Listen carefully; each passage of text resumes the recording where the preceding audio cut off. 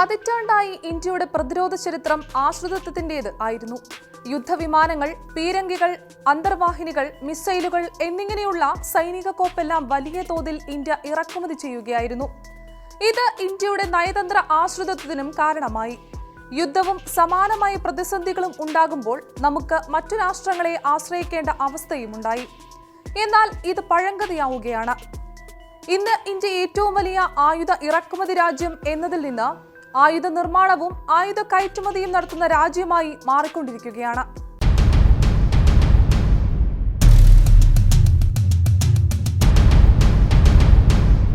ഇത് രാജ്യത്തിന്റെ ദേശീയ സുരക്ഷ കൂടി ഉറപ്പാക്കുന്നുണ്ട്.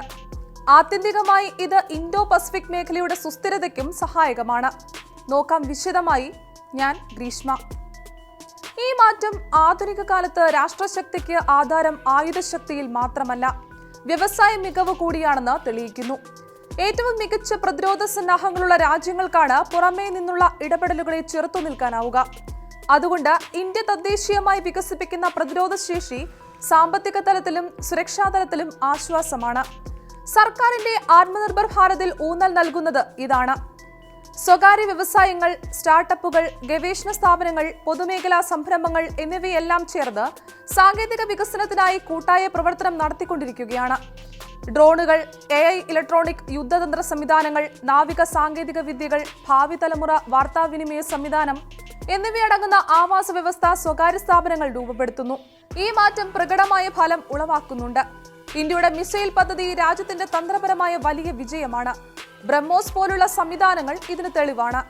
തെക്കുകിഴക്കൻ ഏഷ്യയിലും ഇതിനപ്പുറവുമുള്ളവർ ഇന്ത്യയെ വിശ്വസിക്കാവുന്ന പ്രതിരോധ പങ്കാളിയായി കരുതുന്നു. ആയുധ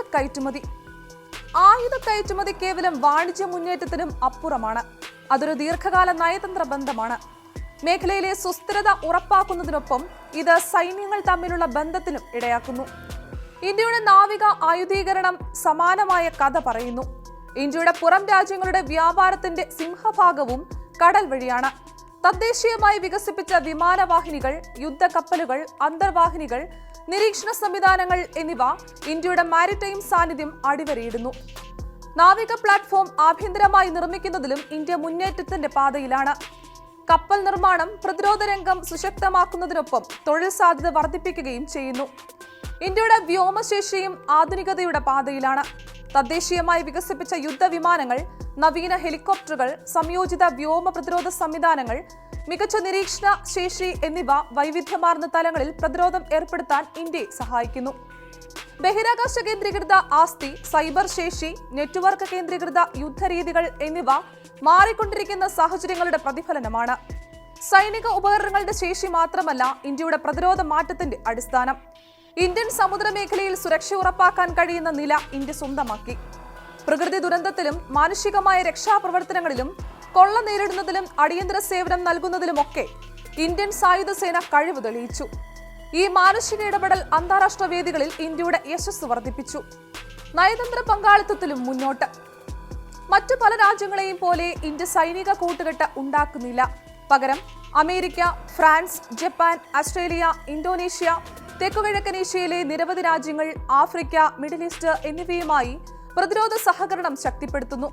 ഇതിന്റെ എല്ലാം സാമ്പത്തിക വരുംവരായികകളും ആഴമേറിയതാണ്. പ്രതിരോധ നിർമ്മാണം വലിയ തോതിൽ തൊഴിലവസരം സൃഷ്ടിക്കുന്നു. ഒപ്പം എഞ്ചിനീയറിംഗ്, ഗവേഷണം, വിതരണ ശൃംഖല എന്നിവയെ ഉത്തേജിപ്പിക്കുന്നു. ഇത് മറ്റു വ്യവസായങ്ങൾക്ക് നേട്ടമായി മാറുന്നു. പ്രതിരോധങ്ങൾക്കായി തുടക്കത്തിൽ വികസിപ്പിക്കുന്ന സാങ്കേതിക വിദ്യകൾ പിന്നീട് ആരോഗ്യപരിപാലനം, വാർത്താവിനിമയം, എയ്റോസ്പേസ്, നിർമ്മാണ മേഖല എന്നിവിടങ്ങളിലെല്ലാം പ്രയോജനം നേടുന്നു. തെറ്റാത്ത യാത്രാദിശ. ഇന്ത്യയുടെ യാത്രാദിശ തെറ്റില്ലാത്തതാണ്. ആഗോള വിപണിയിൽ ഇന്ത്യ വാങ്ങുന്ന രാജ്യമല്ല, ഒരു രൂപകൽപ്പന നടത്തുന്ന രാജ്യമാണ്. ഉൽപാദകർ, പുതുമകൾ സൃഷ്ടിക്കുന്ന രാജ്യം, നയതന്ത്ര പങ്കാളി എന്നീ നിലകളിലെല്ലാം ഇന്ത്യ വലിയ തോതിൽ അംഗീകരിക്കപ്പെട്ടിട്ടുണ്ട്. ഈ മാറ്റം ഇന്ത്യയുടെ സുരക്ഷ വർദ്ധിപ്പിക്കുന്നതിനൊപ്പം കൂടുതൽ സമതുലിതമായ ഇൻഡോ പസഫിക്കിനെയും രൂപപ്പെടുത്തുന്നു. ഭൂരാഷ്ട്ര അതിർത്തികൾ സംഘർഷഭരിതമാക്കുന്ന സന്ദർഭത്തിൽ ഇന്ത്യ മറ്റു രാഷ്ട്രങ്ങൾക്കെല്ലാം വിശ്വസനീയമായ പങ്കാളിയായി മാറുന്നു. ആത്യന്തികമായി പ്രതിരോധ രംഗത്തെ നിർമ്മാണം വഴി ഇന്ത്യ ദേശീയമായി വിശ്വസ്തത ഊട്ടിയുറപ്പിക്കുകയാണ്.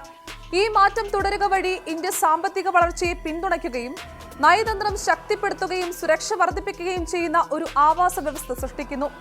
ഇറക്കുമതിക്കാർ എന്നതിൽ നിന്ന് നയതന്ത്ര സുരക്ഷ ഉറപ്പാക്കുന്നവർ എന്ന നിലയിലുള്ള ഇന്ത്യയുടെ യാത്ര തുടരുകയാണ്. എന്നാൽ ഇത് ഒരു വലിയ ആഗോള ശക്തി എന്ന രീതിയിലുള്ള മുന്നേറ്റത്തിന്റെ പാഠങ്ങൾ കൂടി സമ്മാനിക്കും.